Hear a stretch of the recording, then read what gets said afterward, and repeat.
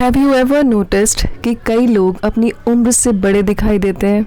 छोटी छोटी एज में ही हेयर ग्रेइंग शुरू हो जाती है। Reason stress. BP, high pulse rate की तो कोई एज ही नहीं रह गई। Reason stress. आज हम इसी नाजुक टॉपिक पर बात करेंगे। So hello everyone, welcome to the channel Blossom Shouts. आजकल स्ट्रेस किसे नहीं है। छोटे छोटे बच्चों को पढ़ाई का स्ट्रेस, उनकी मदर्स को उनके एग्ज़ाम्स का स्ट्रेस, लाइफ में आगे बढ़ना है इसका स्ट्रेस, सुबह उठकर जॉब पर जाना है इसका स्ट्रेस, हस्बैंड काम से आने वाले हैं तो खाना बना कर रखना है इसका भी स्ट्रेस। पर मैं यहाँ इस लेवल के स्ट्रेस की बात नहीं कर रही। इतना स्ट्रेस तो हमारे लिए बहुत इम्पॉर्टेंट है, शायद इसके बिना तो हम कोई काम ही नहीं करेंगे। मैं यहाँ उस लेवल के स्ट्रेस की बात कर रही हूँ जो हमारी लाइफ में तब आता है जब हम किसी तरीके के क्राइसिस से गुजर रहे होते हैं, किसी चीज़ की कमी फील करते हैं, हमेशा उदास रहते हैं, गहरी सोच में रहते हैं, रातों को नींद नहीं आती, छोटी छोटी बात पर लड़ाई करने लगते हैं, इनसिक्योर फील करते हैं, गैदरिंग्स से बचने लगते हैं। जब भी हमारी बॉडी में कोई स्ट्रेस जनरेट होता है तो बॉडी कुछ एंटीबॉडीज़ प्रोड्यूस करती है। ये एंटीबॉडीज़ फर्दर इम्यून रिस्पॉन्स को एक्टिव करते हैं। ये बहुत अच्छी बात है कि ईश्वर की तरफ से हमें एक इम्यून पावर मिली है जो हमारी बॉडी को किसी भी फॉरेन बॉडी अटैक से प्रोटेक्ट करती है। पर प्रॉब्लम ये है कि इस इम्यून रिस्पॉन्स को इतना नहीं पता चलता कि ये किसके ऊपर अटैक कर रही है। ये स्ट्रेस फैक्टर को न्यूट्रलाइज करने के साथ साथ हमारे नॉर्मल बॉडी सेल्स को भी हार्म पहुंचाती है, सेलुलर स्ट्रक्चर्स को तहस नहस कर देती है। रिजल्ट, हम उम्र से बड़े दिखाई देते हैं। इसके साथ साथ हमारी बॉडी में एड्रेनालिन और कॉर्टिसोल जैसे हार्मोन्स भी रिलीज़ होते हैं। एड्रेनालिन की वजह से हमारी सांसें और नर्व्स तेज़ी से दौड़ने लगते हैं, जिसके कारण हमारी मसल्स एक्टिव होती हैं और हम एक्शन लेने के लिए रेडी हो जाते हैं। कॉर्टिसोल की वजह से हमारी बॉडी में ब्लड ग्लूकोज इंक्रीज़ होने लगता है, जिससे हमारी बॉडी चार्ज अप फील करती है। जब सुबह आपका अलार्म बजता है और आपको दिन भर के काम याद आते हैं, उस वक्त आपकी बॉडी में एड्रेनालिन और कॉर्टिसोल अपना काम कर रहे होते हैं। लाइफ में आने वाले छोटे मोटे चैलेंजेस इसी अलार्म की तरह होते हैं, जिसके रिजल्ट में बॉडी फटाफट एक्शन लेने के लिए रेडी हो जाती है। जब स्ट्रेस का कारण छोटे छोटे चैलेंजेस होते हैं जिन्हें पूरा करना हमारे हाथ में होता है, उस वक्त एड्रेनालिन और कॉर्टिसोल का लेवल हाई होता है। चैलेंज पूरा करते ही इसका लेवल डाउन हो जाता है, which is very good for our health. Problem वहाँ आती है जहाँ स्ट्रेस के रीज़न का सल्यूशन हमारे हाथ में नहीं होता, या फिर उसे अचीव करना बहुत टफ होता है, कोई रास्ता नज़र नहीं आता। ऐसी सिचुएशन में यही हार्मोन्स लो डोजेस में हमारी बॉडी में हमेशा फ्लो करते रहते हैं, जिसकी वजह से हमारी बॉडी में कई सारी प्रॉब्लम्स जनरेट होने लगती हैं। ग्रेजुअली यही स्ट्रेस डिप्रेशन में कन्वर्ट हो जाता है और फिर इसे मैनेज करना बहुत टफ हो जाता है।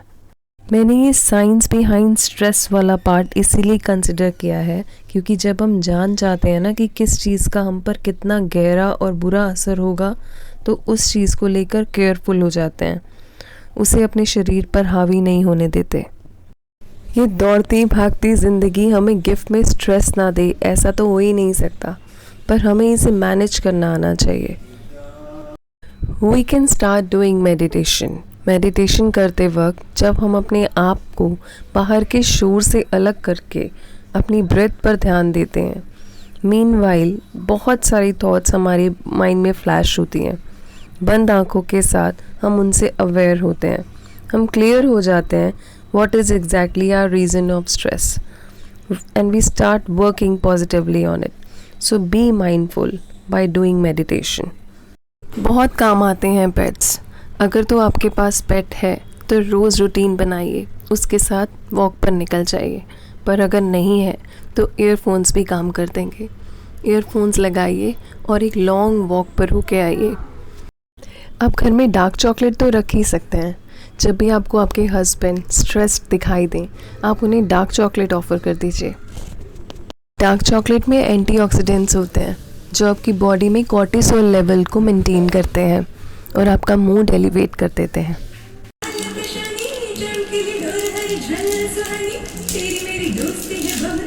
एक्सरसाइज हमारी बॉडी में बहुत ही इम्पॉर्टेंट रोल प्ले करती है.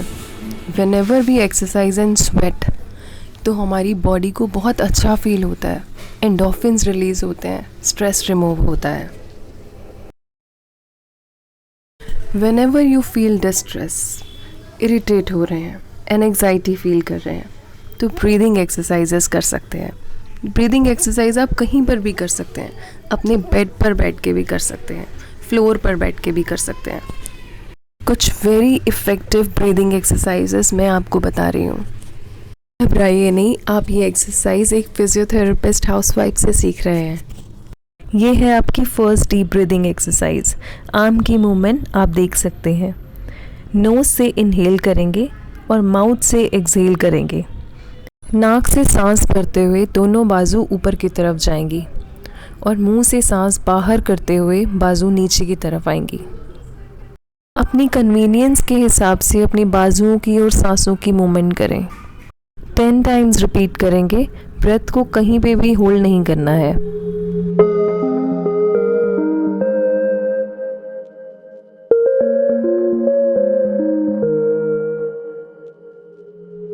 ये है आपकी सेकेंड एक्सरसाइज. सेम, नोज से इनहेल करते हुए एल्बो पीछे की तरफ जाएगी और माउथ से एक्सहेल करते हुए एल्बो की मूवमेंट आगे की ओर होगी.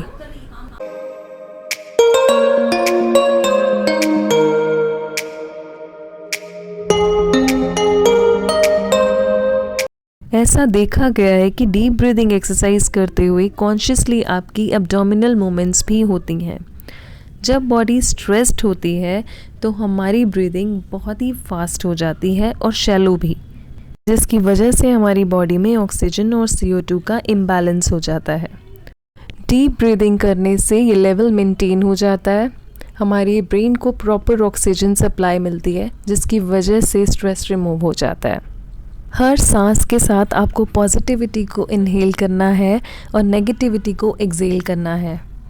ये है आपकी थर्ड एक्सरसाइज. अगेन, नोज से इनहेल करते हुए आर्म्स ऊपर की तरफ जाएंगी और माउथ से एक्सहेल करते हुए आर्म्स नीचे.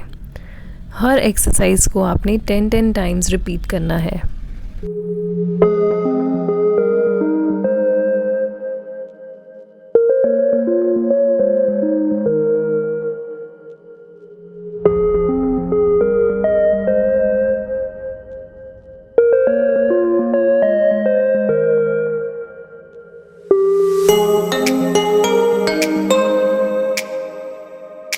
अपनी कुछ हॉबी फॉलो कर सकते हैं, बुक रीड कर सकते हैं, पेंटिंग कर सकते हैं, मतलब जो भी ऐसा जिसे करने में आपको मज़ा आए. अपने लिए एक मी टाइम ज़रूर रखिए, उसमें जो चाहे वो करिए. Use it to make you relax, rejuvenated and happy. जब भी हम कुछ प्लेजरेबल करते हैं तो हमारी बॉडी में एंडोर्फिन्स रिलीज़ होते हैं, जो हमें स्ट्रेस से बहुत दूर ले जाते हैं. बी सोशल, लोगों से मिलिए जुलिए, अच्छे अच्छे दोस्त बनाइए. Make good relationships and don't feel shy to take help. अपने एक्स्ट्रा काम को आप किसी की हेल्प से पूरा कर सकते हैं और वक्त आने पर उनकी भी हेल्प करिए, क्योंकि जब हम किसी की हेल्प लेते हैं तो उन्हें भी अच्छा फील होता है, इम्पॉर्टेंस फील होती है. So it's good to take help. Most important is to accept the circumstances. जिन चीज़ों पर आपका कंट्रोल नहीं है, बेटर है उन्हें एज इट इज़ एक्सेप्ट कर लीजिए. अपनी मेंटल हेल्थ को प्रिवेंट करिए, उसका ख्याल रखिए. अगर अपने पार्टनर से कुछ शिकायत है, कुछ कहना चाहते हैं पर कह नहीं पा रहे और आपके लिए स्ट्रेस का कारण बनता जा रहा है, तो हिम्मत करके पोलाइटली उनसे बात कीजिए. फाइट का या आर्ग्यूमेंट्स का डर मत रखिए. अगर आप राइट हैं तो अपनी बात क्लियर करना बहुत ज़रूरी रहता है. कई लेडीज़ टॉन्टिंग वे में बात करती हैं, जिससे वो सिचुएशन और भी ख़राब कर देती हैं. ऐसा तो बिल्कुल नहीं करना चाहिए. आर्ग्यूमेंट्स होते हैं तो होने दें. इट्स गुड आर्ग्यूमेंट्स होते हैं. रिलेशनशिप्स में बहुत इम्पॉर्टेंट है कि आर्ग्यूमेंट्स होते हैं, पर उसके बाद आपका माइंड क्लियर हो जाता है, स्ट्रेस आउट हो जाता है.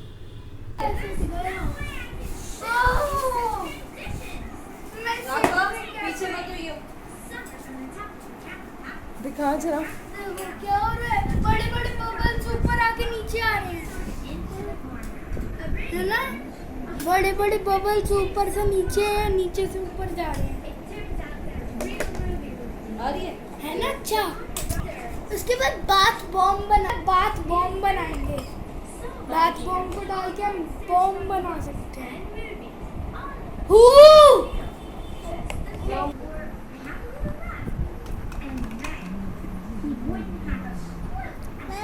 हाँ, क्या किया? ओह, बेबी साइंटिस्ट। अपने बच्चों को भी स्ट्रेस से हम ही दूर रख सकते हैं। हस्बैंड वाइफ की फाइट्स का बच्चों पर बहुत बुरा इम्पैक्ट पड़ता है। बच्चों पर स्टडीज़ का ऑलरेडी इतना प्रेशर होता है, कभी उन्हें अच्छे मार्क्स लाने के लिए फोर्स मत कीजिए। ध्यान इस बात पर दीजिए कि आपका बच्चा लर्न कर रहा है या नहीं, कुछ नया सीख रहा है या नहीं। उसे आपके टाइम की बहुत ज़रूरत है, उसे टाइम दीजिए, उसके साथ खेलिए, एक्टिविटीज़ में इन्वॉल्व रहिए, उनके पास बैठिए और उनसे उनकी दिनचर्या पूछिए, उनकी स्टडीज़ में उनकी हेल्प कीजिए। वक्त रहते हम इन बातों पर ध्यान नहीं देते, पर बाद में हमारे बच्चे का बिहेवियर हमारे प्रति ठीक नहीं रहता, ज़िंदगी जीने का सलीका नहीं रहता और यही हमारी स्ट्रेस का कारण बन जाता है। मैं इस चैनल पर आपके और आपके घर से जुड़ी वीडियोस बनाती हूँ।